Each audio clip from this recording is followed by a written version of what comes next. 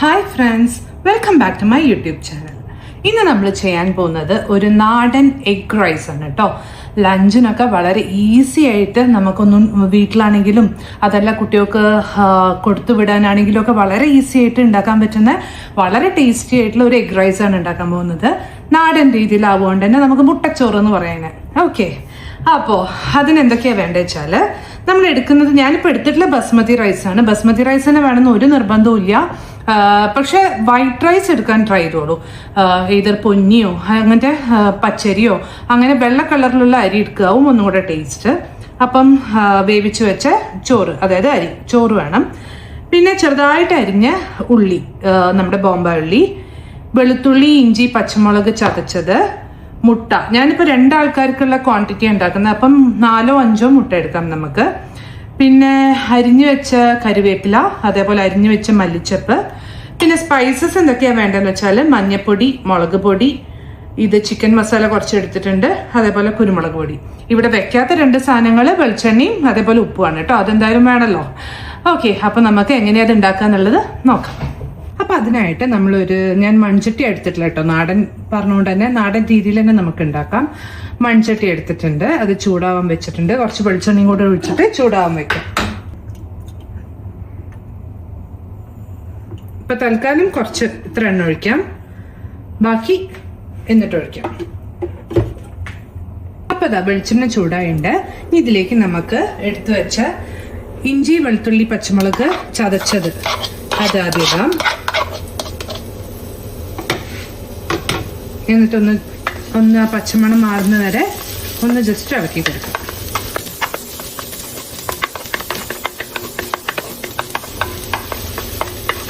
ഇതൊന്ന് ആയി വരുമ്പോൾ അരിഞ്ഞു വെച്ച കറിവേപ്പില അതും ഇട്ടു.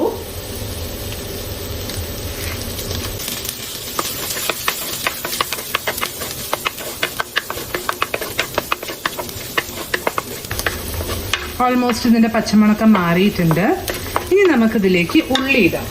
ഉള്ളി നമ്മളിത് എത്രയാണോ കട്ട് ചെയ്ത് വെച്ചത്, ഇതിൻ്റെ ഒരു 1/4 ഭാഗം ഇടാം. ഒരു 1/4 ഭാഗം അവിടെ നിൽക്കട്ടെ, നമുക്ക് പിന്നെ ആവശ്യമുണ്ട്. ഇതാ ഈ ഒരു പോർഷൻ അവിടെ നിൽക്കട്ടെ കേട്ടോ, നമുക്ക് ആവശ്യമുണ്ട്. അപ്പോൾ ഉള്ളി ഇട്ടിട്ട് നമുക്ക് ഉള്ളി എല്ലാവർക്കും അറിയാമല്ലോ, വേഗം ഒന്ന് വാടാൻ വേണ്ടിയിട്ട് നമുക്ക് കുറച്ച് ഉപ്പിട്ട് ഇളക്കി കൊടുക്കാം.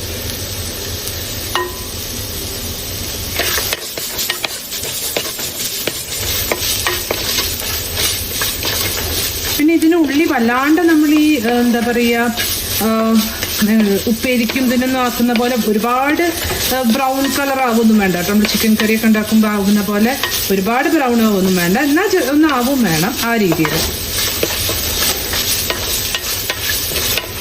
ആ പച്ചപ്പ് ഒന്ന് വിട്ടാൽ മതി.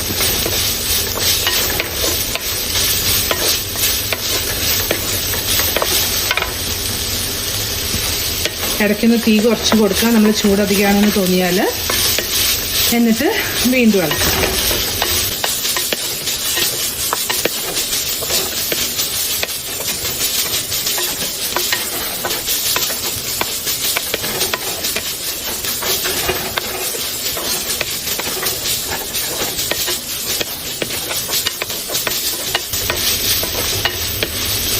ഏകദേശം ആയിട്ടുണ്ട്.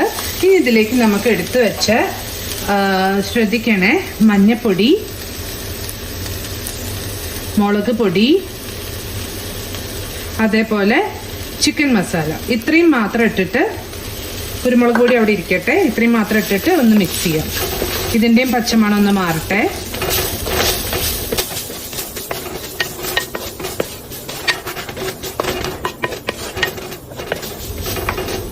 ഈ സ്റ്റേജിൽ വെളിച്ചെണ്ണ കുറവാ തോന്നുകയാണെങ്കിൽ നമുക്ക് കുറച്ച് വെളിച്ചെണ്ണ ഒഴിച്ചു കൊടുക്കാം കേട്ടോ, വളരെ കുറച്ച്.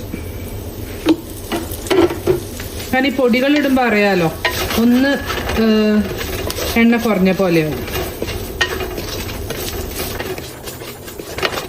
അപ്പോൾ ഇതാ ഇതിൻ്റെയും പച്ചമണക്കം മാറിയിട്ടുണ്ട്. ഇനി നമുക്ക് ഈ ഉള്ളീനെയൊക്കെ ഒന്ന് സൈഡിലേക്ക് ആക്കിയിട്ട്, അതവനെ എല്ലാം നമ്മൾ ഒന്നിച്ചങ്ങോട്ട് ചെയ്യുന്നത്. അപ്പോൾ പിന്നെ വലിയ പണിയൊന്നുമില്ല. 5 മിനിറ്റിൽ വേവിച്ച ചോറുണ്ടെങ്കിൽ 5 മിനിറ്റിൽ കഴിയണ പണിയുള്ളൂ. ഒന്ന് സൈഡിലേക്ക് ആക്കി വെക്കാം. എന്നിട്ട് നമുക്ക് കുറച്ചുകൂടെ വെളിച്ചെണ്ണ ഒഴിക്കാം. തീ നല്ലോണം സിമ്മാക്കിക്കോളൂ കേട്ടോ. കുറച്ചും കൂടെ വെളിച്ചെണ്ണ ഒഴിക്കാം. എന്നിട്ട് നമുക്കത് ഒന്ന് ചൂടാവട്ടെ. വേഗം തന്നെ ചൂടാവുമ്പോൾ നമുക്ക് മുട്ട അതിലേക്ക് പൊട്ടിച്ചൊഴിക്കാം. ഓൾമോസ്റ്റ് ആയിട്ടുണ്ട്. ഓരോ മുട്ടയായിട്ട് അതിലേക്ക് പൊട്ടിച്ചൊഴിക്കാം.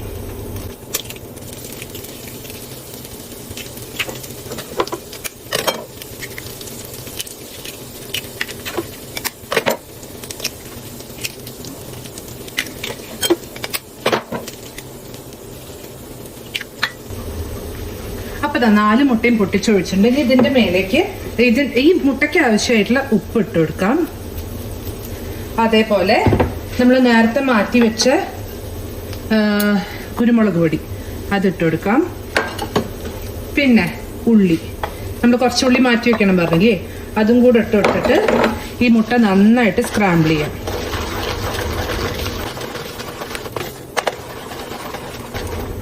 ഞാൻ തീ കൂട്ടാട്ടോ. ഞാൻ നല്ലോണം സിമ്മാക്കി വെച്ചിരുന്നു, കാരണം മുട്ട പൊട്ടിക്കുന്ന ടൈം കിട്ടാൻ വേണ്ടിയിട്ട്, കരിഞ്ഞ് പോണ്ട വെച്ചിട്ട്. അപ്പം ഒന്ന് ചൂടാവട്ടെ. അപ്പം നന്നായി സ്ക്രാമ്പിളായി വരും.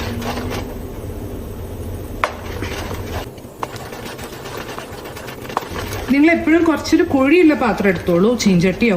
അല്ലാണ്ട് അങ്ങനെ ഫ്ലാറ്റ് ആയിട്ടുള്ള പാൻ എടുത്താൽ ചിലപ്പോൾ ഇങ്ങനെ സൈഡിലേക്ക് മാറ്റി വയ്ക്കാൻ, അതേപോലെ മുട്ട പൊട്ടിച്ച് നടുക്കിലേക്ക് ഒഴിക്കാനേ നമ്മൾ കുറച്ച് വെളിച്ചെണ്ണ ഒഴിച്ചിട്ടാണല്ലോ, അപ്പം വെളിച്ചെണ്ണ ചിലപ്പോൾ സ്പ്രെഡ് ആയി പോകും. അപ്പം ഇങ്ങനത്തെ ഒരു പാത്രം എടുക്കുകയാണ് നല്ലത്.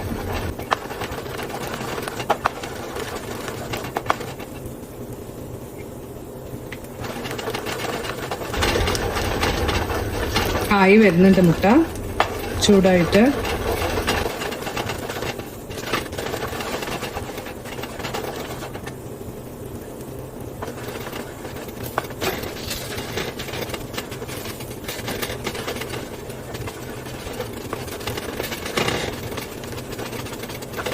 ഓൾമോസ്റ്റ് ഡ്രൈ ആയിട്ടുണ്ട്, കംപ്ലീറ്റ് ആയിട്ടില്ലെങ്കിലും. ഇനി ഈ ഒരു സ്റ്റേജിൽ നമുക്ക് ഈ ഉള്ളിയും കൂടെ കൂട്ടത്തിൽ അങ്ങാക്കി ഒന്നിച്ചങ്ങ് സ്ക്രാമ്പിൾ ചെയ്യാം.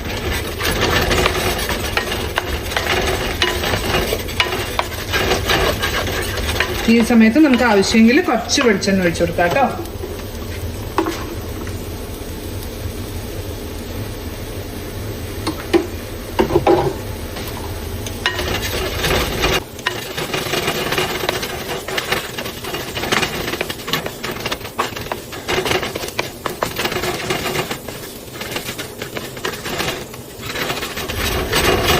നല്ലോണം അടിയിൽ നിന്നൊക്കെ ഒന്ന് നല്ലോണം ഇളക്കി കൊടുക്കാം. ഇപ്പോൾ കംപ്ലീറ്റ് ഇങ്ങോട്ട് കിട്ടും.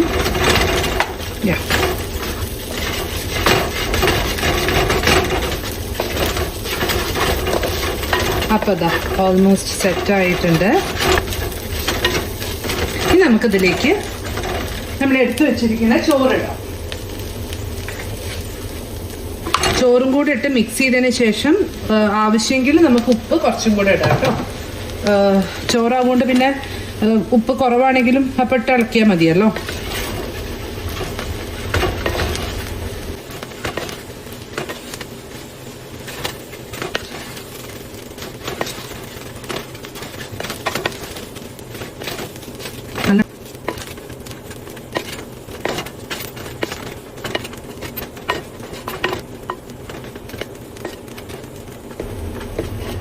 അപ്പോൾ ഓൾമോസ്റ്റ് ഫുൾ മിക്സ് ആയിട്ടുണ്ട്.